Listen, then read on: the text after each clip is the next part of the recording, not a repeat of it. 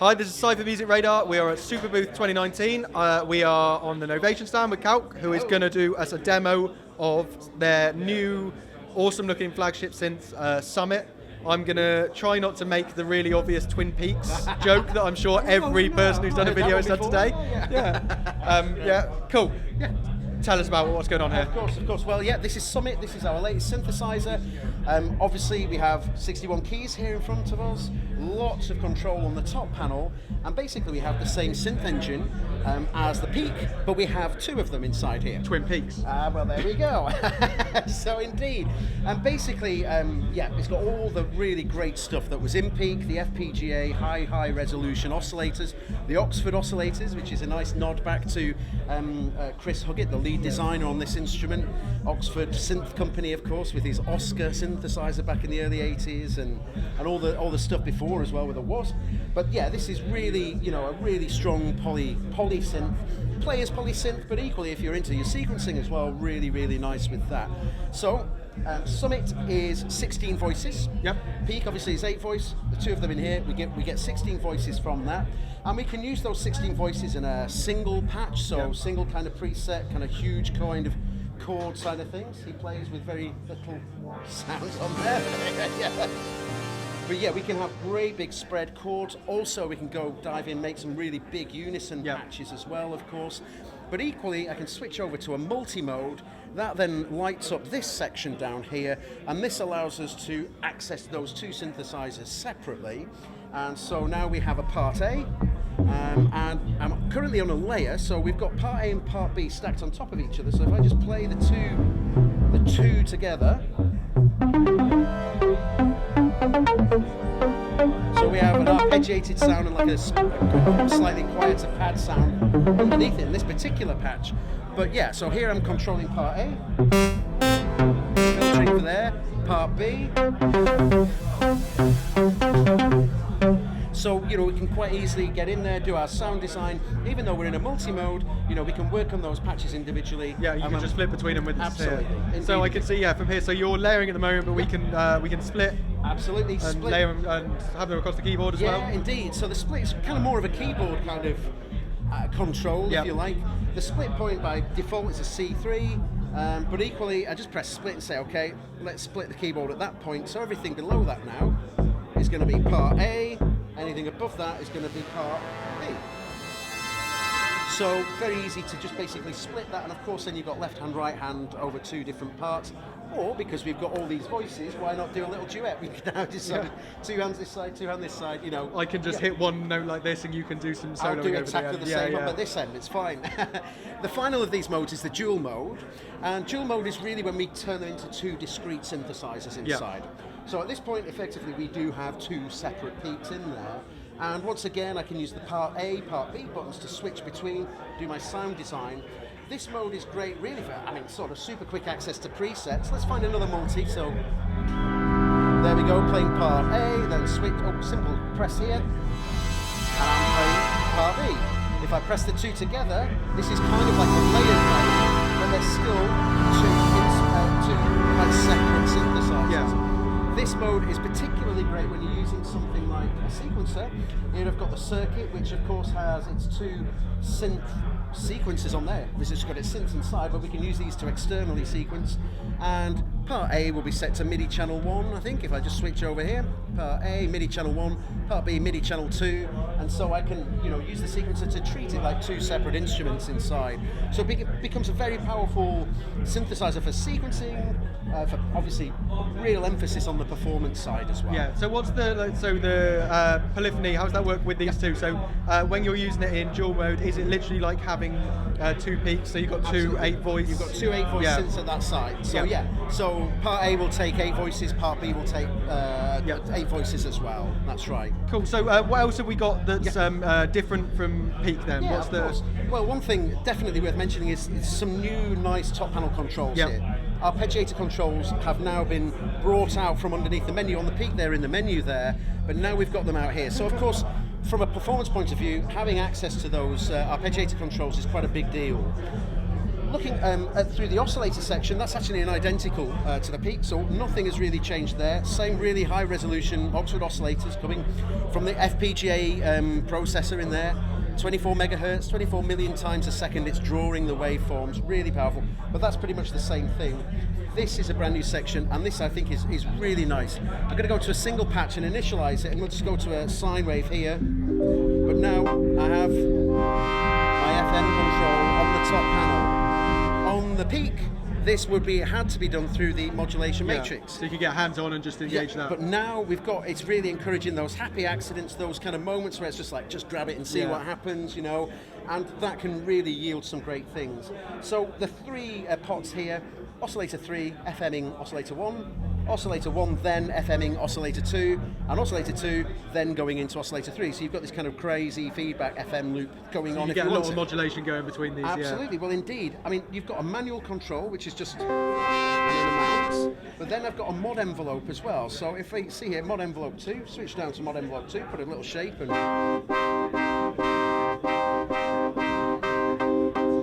So you can then use that to shape up the FM. There we go. And if I go to LFO2, I can have the mod envelope doing its thing, but equally use LFO2 as well. So this pot is, although it's a single pot for the FM controls Oscillator 1, actually has 3 functions as well, and they're all working independently and and together as well, which is really nice. After that, let me go into this. Now this is really quite an interesting point because we've got a new filter here. Yep. And the filter is, well, I say it's a new filter, actually no, it is the Peak filter, but it's addressed in a different way. So low pass, band pass, high pass, 12 dB, 24 dB, and if we switch into this, which actually says more on this early unit, but actually I think that will say dual mode on the final unit, what happens then is we open up a menu on the screen here, and you can see over here that we can now access a low pass in serial with a high pass, a low pass in serial with a band pass, a high pass in serial with a band pass, low pass now in parallel, and in actual fact, we've got 9 different configurations for the filter there, and effectively what we're doing is we're taking the 2 filters that are summed together to give us our 24 dB per octave, they're 2 12 dB filters, we're taking those and we're separating them. And I mentioned earlier about Chris's work in the early 80s when he did the Oscar. That was a really lovely feature on the Oscar, the fact that it had this filter frequency separation. So for example here, again I'll just initialize and then maybe go down to a low pass, let's go low pass parallel, and if I just put a bit of resonance on, okay, now when I separate them, now if you listen to that, you can get into your kind of Foreman sort of style sound design as well, and of course I'm moving the encoder here to change that, but equally in the mod matrix that's appeared now as obviously a control there, so I can say okay, well I'll tell you what, let's put some envelope 2 or mod envelope 1, why not? Let's put mod envelope 1 in there, just make a quick shape with that, mod envelope 1 here. So that's the filter separation, that's not the filter cutoff, that's the separation of the filters making that sound. So we've got a whole load of new flavors for the filter there, and again, really just bringing a lot more kind of sound design possibility out of it. Yeah, it's great. Finally over here we've got our effects of course, but this is new as well. On the Peak we added LFOs 3 and 4 to the 1.2 update.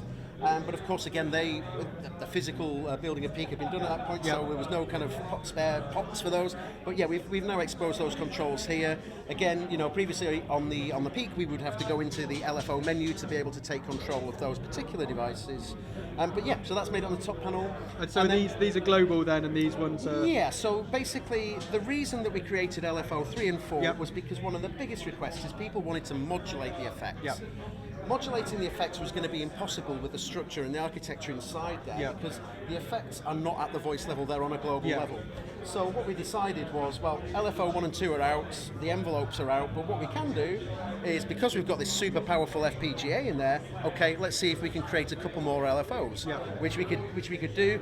Of course, on the Peak, that just sits happily in the menu and you've got access to it in that desktop system, but here now, of course, we had the opportunity to get that control out, and here it is as well. So Great. yeah. And finally, just a quick word on the connectivity, because I think this is a really strong feature as well. We've got main outputs, we've got a second pair of outs called auxiliary outputs, but equally we've got a left and right input there as well. So that's stereo input, and that can run it in directly into the effects in stereo, or alternatively we can treat it as a voice and run it through the filters, the analog distortions, all the analog goodness that we have here in the centre before then it hits the effect. Yeah. But of course we have two parts in a multi, so actually I have this times two as an audio processor. So you can use basically one part as basically a processor and one part as a synth. Separately. Absolutely, you could do that, or you could use both parts as two separate processors, or both parts as a synth and processor. And those have separate effects on them. Yeah, absolutely. And again, if we go to the settings page here, we move across, we've got quite a clever kind of system for being able to route all the audio connectivity. So part A is currently coming out of the main, part B is coming out of the auxiliary, but I can easily just swap that over. And again, if I come around over here, I've got my effects as well, so I can route them wherever I want. If I wanted, I guess I could have, just dry synth coming out of here and just wet effects coming out of here, And finally on this next page, I think, here it goes. So I have FX sources, so I can say synth or external, And if I wanted, I can keep that at synth, and then of course take the audio in at that point, and at the voice level, through the filters, and then so it's so that's cool. That's how it's all together. Powerful. Let's I'd ask you about the keyboard quickly, because obviously that's where the big additions that isn't on peak. What's the keyboard here? Is that the same as the SL Mark III? Indeed, is that right? It is actually. Yeah, that's right. It's the keyboard that we designed for the SL Mark III. It's a custom Keybed. And it just feels really nice. The keys just feel lovely. It's a great playing keyboard. But the thing that I really love about this is that, it feels amazing on the SL, it really does. But because the Summit is a full metal case, it's got a very strong rigidity to it, and that just kind of, for some reason, really shores up the way that these keys feel. And I work for the company, of course I have a bias, but genuinely I really love playing on this. It just feels to me like, one of the nicest keybeds I've felt on a synthesizer, to be honest. So but it's the same keyboard. We've got aftertouch on here as well. Now the Summit is a poly aftertouch synthesizer, but this is actual channel aftertouch on the keyboard. And the reason for that is that, well, basically, if we put a poly aftertouch keyboard on here, we'd probably have doubled the price of the actual product. You want to keep it. And I mean, it is. It's already, it's the let's say the flagship system, and commands kind of quite a high price. So on that note, what is the price? Well, exactly. I mean, this is €2,200. That's the list price for it. People want to know when it's around. We should have this out. I'm pretty certain this will be in stores in September. Cool. I mean, we've already come a long way with it. There's a bit more firmware work for us to be doing, but that's fine. We've got a bit of time to need to really change that more to something else. On the final thing, that will say dual, I believe. But I mean, screen print things are fairly easy to sort of fix. But there's still a little bit of work that we need to do in the firmware. But generally, it's great. I mean, we're really happy with how it's coming along. We're happy enough to have basically prototype units out for people to play throughout the whole of Superbooth. We've got a lot of faith in what we're doing here, and I think I think we should end up with a really nice machine. Great, cool. Why don't you play us out with a few more sounds to give us a little something to... Okay, well, I've gone into a multi here. I mean, I'm just randomly choosing them at the moment, but... Putting you on the spot. There we go. So here I'm just kind of playing or controlling layer B, but if I join these two together... Now the top panel controls will actually take control of both part A and B, so we can kind of just get... Let's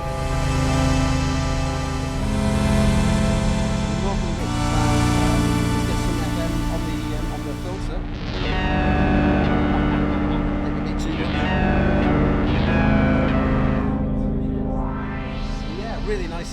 A note actually on the presets, I should say, we have 512 preset slots in here. But equally the multis, this is quite interesting, I think. There are 512 multis, but their multis are not reliant on the single patches.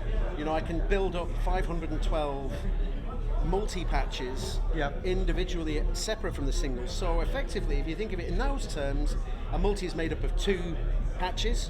So we have 512, 1024, and then, if my math serves me correctly, 1,548 if we include the singles, so that, I mean, again, that's a whole load of preset capability. And I'm guessing you'll probably be able to use the components system like with Peak to... Yeah, we're working on that as well at the moment, but yes, of course, like we do with Peak, the system management on here, librarian, all of that sort of thing, and firmware updates as they appear will all be sort of managed and hosted through the components application as well. Cool, awesome. Cal, thanks for that. My pleasure, thank you. Cool.